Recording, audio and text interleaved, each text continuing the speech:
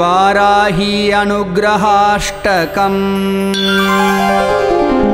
ईश्वर उवाच मातर्जगद्रचननाटकसूत्रधारः त्वद्रूपमा कलयितुं परमार्थतोऽयम् ईशोऽप्यमीश्वरपदं समुपैति तादृक् कोऽन्यस्तवं किमिव तावकमादधातु नामानि किन्तु गृणतस्तव लोकतुण्डे नाडम्बरं स्पृशति दण्डधरस्य दण्डः यल्लेशलम्बितभवाम्बुनिधिर्यदो यत् त्वन्नाम संस्मृतिर्यं ननु न स्तुतिस्ते त्वच्छिन्दनादरसमुल्लसदप्रमेयानन्दोदयात् समुदितस्फुटरोमहर्षः मातर्नमामि सुदिनानि सदेत्यमुं त्वाम् अभ्यर्चयेऽर्चमिति पूरयताद्दयालो इन्देन्दुमौलिविधिकेशवमौलिरत्नरोचिश्च योज्ज्वलितपाद सरोजयुग्मे चेतो मतौ मम सता प्रतिबिम्बिदा त्वं भूया भवानि विदधातु सदोरुहारे लीलोद्धृतक्षितितलस्य वरागमूर्तेः वारागमूर्तिरखिलर्थकरी त्वमेव प्रालेयरश्मिसु कलोल्लसितावतंसा त्वं देवि वामतनुभागहरारगस्य त्वामम्ब तप्तकनकोज्ज्वलकान्तिमन्तः ये चिन्तयन्ति युवती तनुमागलान्ताम्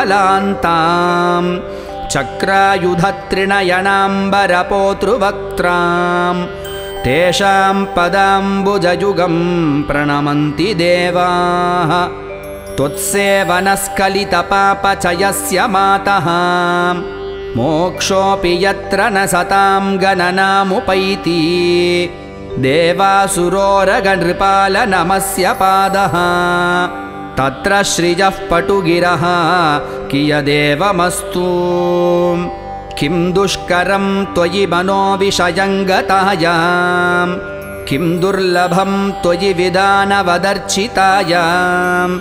किं दुष्करं त्वयि सकृत्स्मृतिमागतायां किं दुर्जयं त्वयि कृतस्तुतिवादपुंसाम्। इति श्रीवाराह्यनुग्रहाष्टकं सम्पूर्णम्।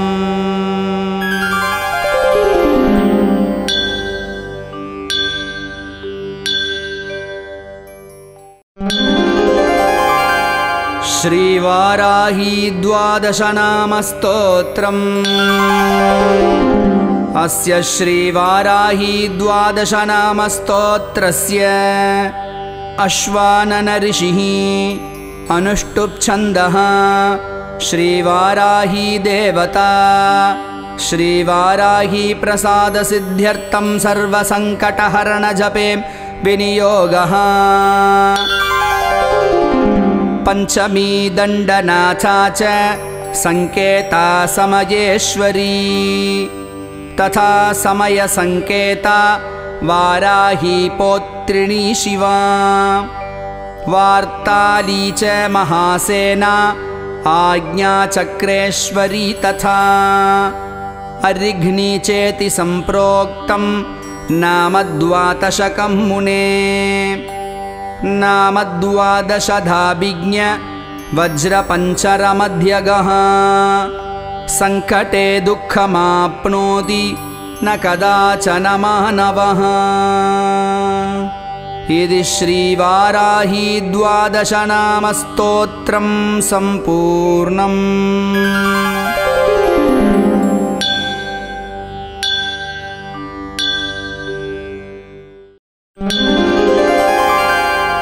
श्रीवाराही निग्रहाष्टकम्। देवि क्रोडमुखि त्वदङ्घ्रिकमलद्वन्द्वानुरक्तात्मने मह्यं दुःख्यति यो मगेशि मनसा कायेन वाचा नरः तस्याशु त्वदयोग्रनिष्ठुरहलाघातप्रभूतव्यथा पर्यस्यन्मनसो भवन्तु वपुषः प्राणाः प्रयोणोन्मुखाः देवि त्वत्पदपद्भक्तिविभवप्रक्षीणदुष्कर्मणि प्रादुर्भूतनृशंसभावमलिनां वृत्तिं विधत्ते मयि यो देगी भुवने तदीयहृदयान्निर्गत्वरैर्लोहितैः सद्यः पूरयसे कराब्जचषकं वाञ्छाफलैर्महमपि चण्डोत्तुण्डविदीर्णदंष्ट्रहृदयप्रोद्भिन्नरक्तच्छटा हालापानमदाट्टहासिनिनदाटोपप्रतापोत्कटम् मातर्मत्परिपञ्चिनामपहृतैः प्राणैस्त्वदङ्घ्रिद्वयम् ध्यानोद्दामरवैर्भवोदयवशात् सन्तर्पयामि क्षणात् श्यामां तामरसाणनाङ्घ्रिणयनां सोमार्धचूडां जगत्राणव्यग्रकलायुधाग्रमुसलां सन्त्रासमुद्रावतीं ये त्वां रक्तकपालिनीं हरवरारोहे वराहाननां भावैः सन्धदते कथं क्षणमपि प्राणन्दितेषां द्विषः विश्वाधीश्वरवल्लभे विजयसे या त्वं नियन्त्र्यात्मिका भूतान्ता पुरुषायुषावधिकरी पाकप्रदा कर्मणां त्वां याचे भवतीं किमप्यवितथं यो मद्विरोधी जनः तस्यायुर्मम वाञ्छितावधि भवेन् मातस्तवैवाज्ञया मातः सम्यगुपासितुं जटमतिस्त्वां नैव शक्नोम्यगम् यद्यप्यन्वितदैशिकाङ्घ्रिकमलानुक्रोशपात्रस्य मे जन्तुः कश्चन चिन्तयत् कुशलं यस्तस्य तद्वैशसम् भूयाद्देवि विरोधिनो मम च ते श्रेयः पदासङ्गिनः वाराही व्यसमानमानसगलत्सौख्यं ददाशा बलिं सीदन्तं यमपाकृताद्भवसितं प्राप्ताखिलोत्पादितम् क्रन्तद्बन्धुजनैः कलङ्किततुलं कण्ठव्रणोद्यत्कृमि पश्यामि प्रतिपक्वमासु पतितं भ्रान्तं लुठन्तं मुहुः वाराहि त्वमशेषजन्तुषु पुनःप्राणात्मिका स्पन्दसे शक्तिव्याप्तचराचरा खलु यतस्त्वामेतदभ्यर्थये त्वत्पादाम्बुजसङ्गिनो मम सकृत्पापं चिकीर्षन्ति ये तेषां मा कुरु शङ्कर प्रियतमे देगान्तरावस्थितिम् इति श्रीवाराही निग्रहाष्टकं सम्पूर्णम्।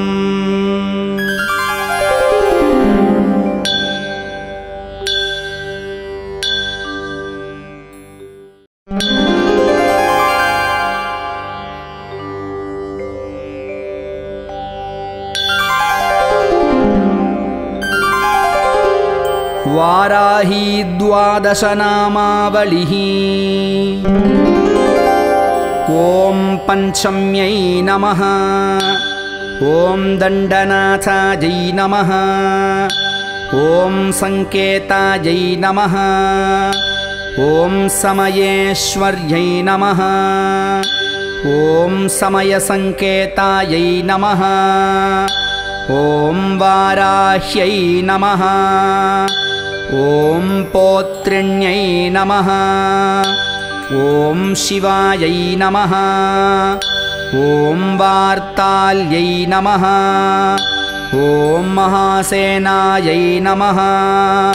ॐ आज्ञाचक्रेश्वर्यै नमः। ॐ अरिघ्न्यै नमः।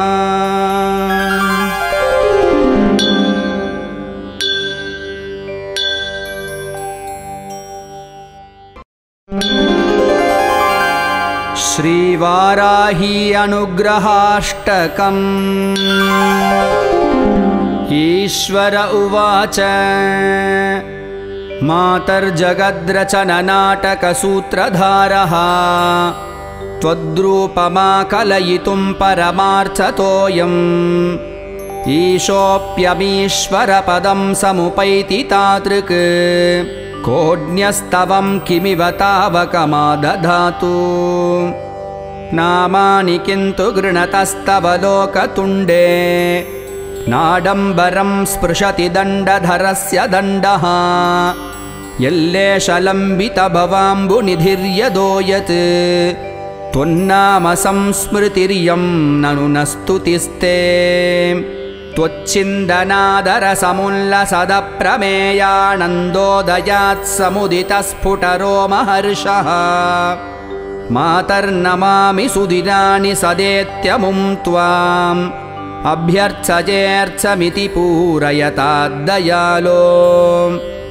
इन्देन्दुमौलिविधिकेशवमौलिरत्नरोचिश्च योज्ज्वलितपाद सरोजयुग्मे चेतो मतौ मम सता प्रतिबिम्बिदा त्वं भूया भवानि विदधातु सदोरुहारे लीलोद्धृतक्षितितलस्य वरागमूर्तेः वारागमूर्तिरखिलर्थकरी त्वमेव प्रालेयरश्मिसु कलोल्लसितावतंसा त्वं देवि वामतनुभागहरारगस्य त्वामम्ब तप्तकनकोज्ज्वलकान्तिमन्तः ये चिन्तयन्ति युवती तनुमागलान्तां चक्रायुधत्रिणयनाम्बरपोतृवक्त्रां तेषां पदाम्बुजयुगं प्रणमन्ति देवाः त्वत्सेवनस्खलितपापचयस्य मातः मोक्षोऽपि यत्र न सतां गणनामुपैति देवासुरोरगनृपालनमस्य पादः तत्र श्रियः पटुगिरः कियदेवमस्तु किं दुष्करं त्वयि मनोविषयं गतायां किं दुर्लभं त्वयि विधानवदर्चितायां किं दुष्करं त्वयि सकृत्स्मृतिमागतायां किं दुर्जयं त्वयि कृतस्तुतिवादपुंसाम् इति श्रीवाराह्यनुग्रहाष्टकं सम्पूर्णम्।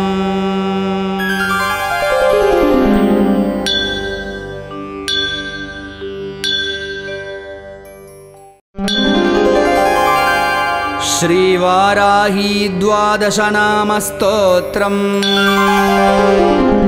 अस्य श्रीवाराही द्वादशनामस्तोत्रस्य अश्वानन ऋषिः अनुष्टुप्छन्दः श्रीवाराही देवता श्रीवाराही प्रसादसिद्ध्यर्थं सर्वसङ्कटहरणजपे विनियोगः।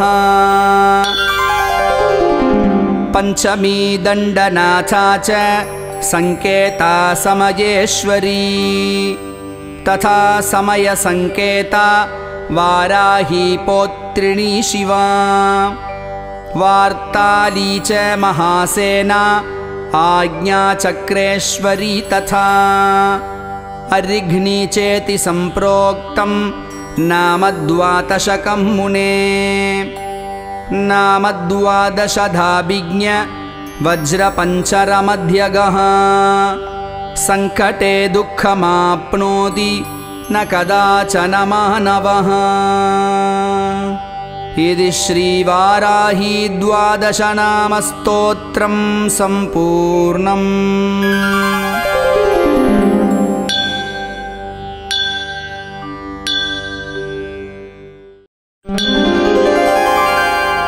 श्रीवाराही निग्रहाष्टकम्। देवि क्रोडमुखि त्वदङ्घ्रिकमलद्वन्द्वानुरक्तात्मने मह्यं दुःख्यति यो मगेशि मनसा कायेन वाचा नरः तस्याशु त्वदयोग्रनिष्ठुरहलाघातप्रभूतव्यथा पर्यस्यन्मनसो भवन्तु वपुषः प्राणाः प्रयोणोन्मुखाः।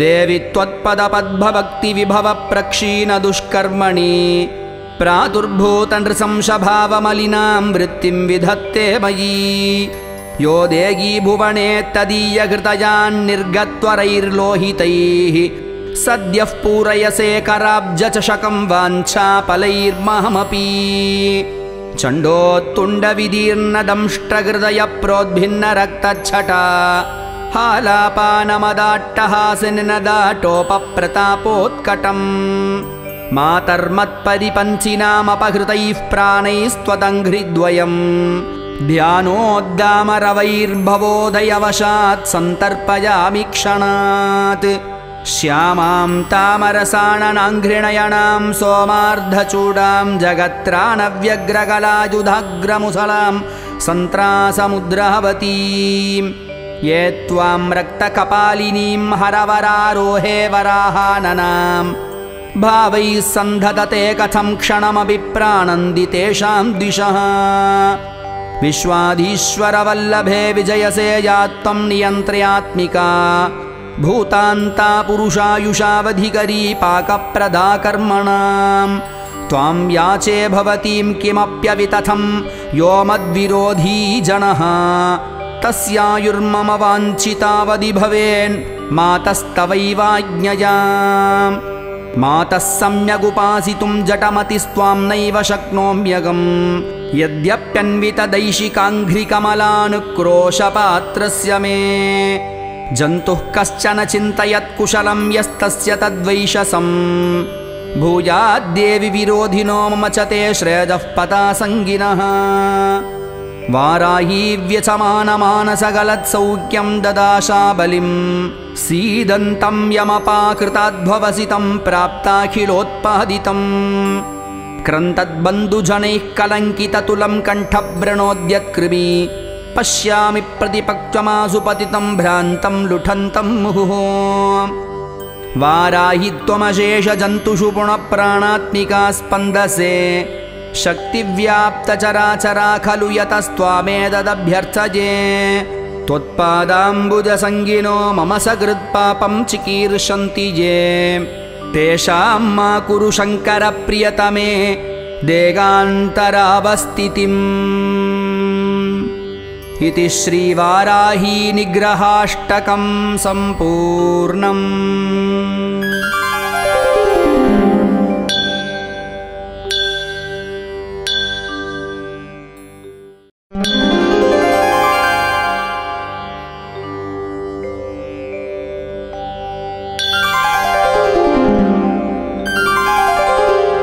वाराही द्वादशनामावलिः। ॐ पञ्चम्यै नमः। ॐ दण्डनाथायै नमः। ॐ सङ्केतायै नमः। ॐ समयेश्वर्यै नमः। ॐ समयसङ्केतायै नमः। ॐ वाराह्यै नमः। ॐ पौत्रिण्यै नमः। ॐ शिवायै नमः। ॐ वार्ताल्यै नमः। ॐ महासेनायै नमः। ॐ आज्ञाचक्रेश्वर्यै नमः। ॐ अरिघ्न्यै नमः।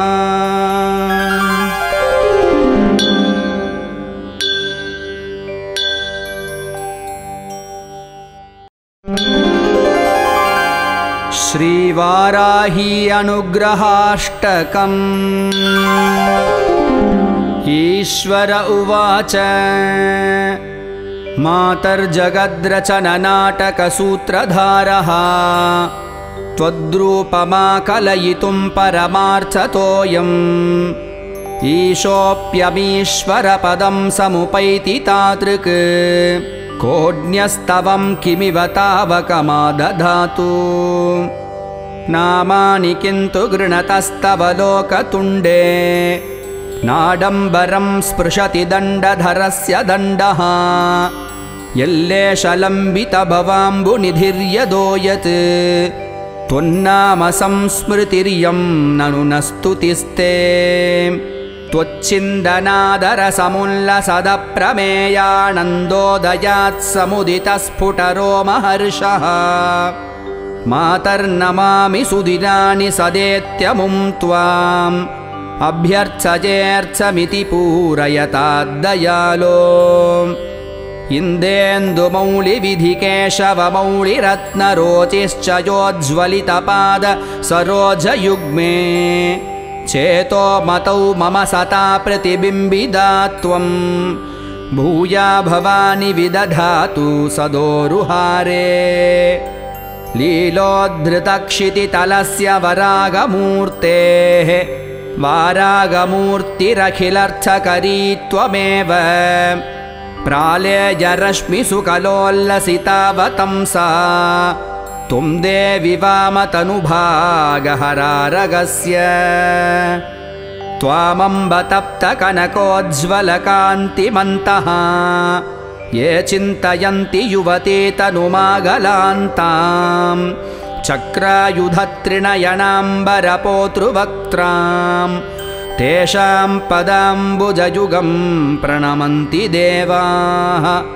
त्वत्सेवनस्खलितपापचयस्य मातः मोक्षोऽपि यत्र न सतां गणनामुपैति देवासुरोरगनृपालनमस्य पादः तत्र श्रियः पटुगिरः कियदेवमस्तु किं दुष्करं त्वयि मनोविषयङ्गतायां किं दुर्लभं त्वयि विधानवदर्चितायां किं दुष्करं त्वयि सकृत्स्मृतिमागतायां किं दुर्जयं त्वयि कृतस्तुतिवादपुंसाम् इति श्रीवाराह्यनुग्रहाष्टकं सम्पूर्णम्।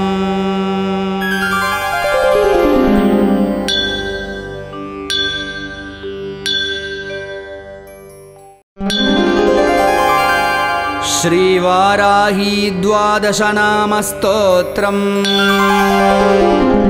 अस्य श्रीवाराही द्वादशनामस्तोत्रस्य अश्वानन ऋषिः अनुष्टुप्-छन्दः श्रीवाराही देवता श्रीवाराही प्रसादसिद्ध्यर्थं सर्वसङ्कटहरणजपे विनियोगः।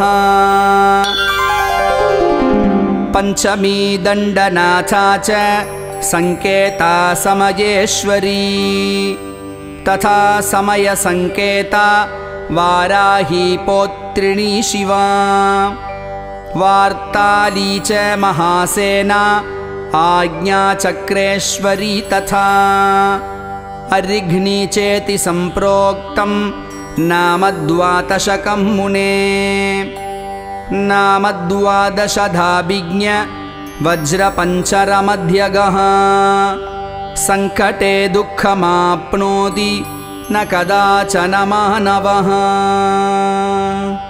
इति श्रीवाराही द्वादशनामस्तोत्रं सम्पूर्णम्।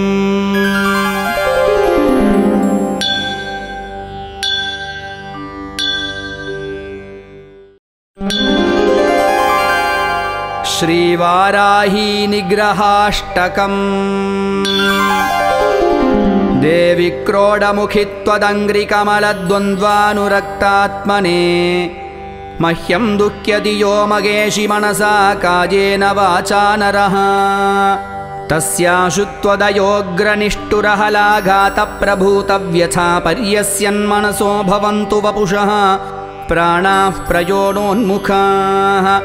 देवि त्वत्पदपद्भक्तिविभवप्रक्षीणदुष्कर्मणि प्रादुर्भूतनृशंसभावमलिनां वृत्तिं विधत्ते मयि यो देगी भुवने तदीयहृदयान्निर्गत्वरैर्लोहितैः सद्यः पूरयसे कराब्जचषकं वाञ्छाफलैर्महमपि चण्डोत्तुण्डविदीर्णदंष्ट्रहृदयप्रोद्भिन्नरक्तच्छटा हालापानमदाट्टहासिनिनदाटोपप्रतापोत्कटम् मातर्मत्परिपञ्चिनामपहृतैः प्राणैस्त्वदङ्घ्रिद्वयम् ध्यानोद्दामरवैर्भवोदयवशात् सन्तर्पयामि क्षणात् श्यामां तामरसाणनाङ्घ्रिणयनां सोमार्धचूडां जगत्राणव्यग्रकलायुधाग्रमुसलां सन्त्रासमुद्रावतीं ये त्वां रक्तकपालिनीं हरवरारोहे वराहाननां भावैः सन्धदते कथं क्षणमपि प्राणन्ति तेषां द्विषः विश्वाधीश्वरवल्लभे विजयसे या त्वं नियन्त्र्यात्मिका भूतान्ता पुरुषायुषावधिकरी पाकप्रदा कर्मणां त्वां याचे भवतीं किमप्यवितथं यो मद्विरोधी जनः तस्यायुर्मम वाञ्छितावधि भवेन् मातस्तवैवाज्ञया मातः सम्यगुपासितुं जटमतिस्त्वां नैव शक्नोम्यगम् यद्यप्यन्वितदैशिकाङ्घ्रिकमलानुक्रोशपात्रस्य मे जन्तुः कश्चन चिन्तयत् कुशलं यस्तस्य तद्वैशसम् भूयाद्देवि विरोधिनो मम च ते श्रेयः पतासङ्गिनः वाराही व्यसमानमानसगलत्सौख्यं ददाशा बलिं सीदन्तं यमपाकृताद्भवसितं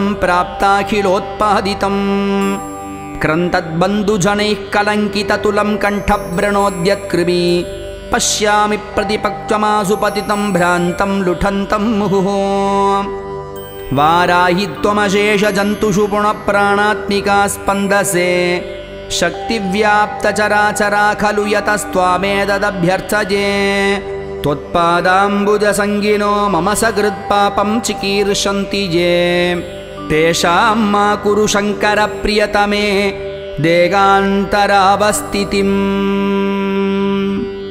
इति श्रीवाराही निग्रहाष्टकं सम्पूर्णम्।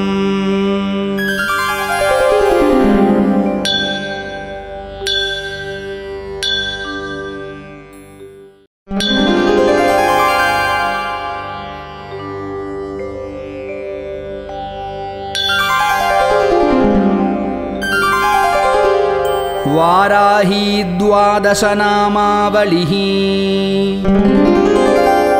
ॐ पञ्चम्यै नमः। ॐ दण्डनाथायै नमः।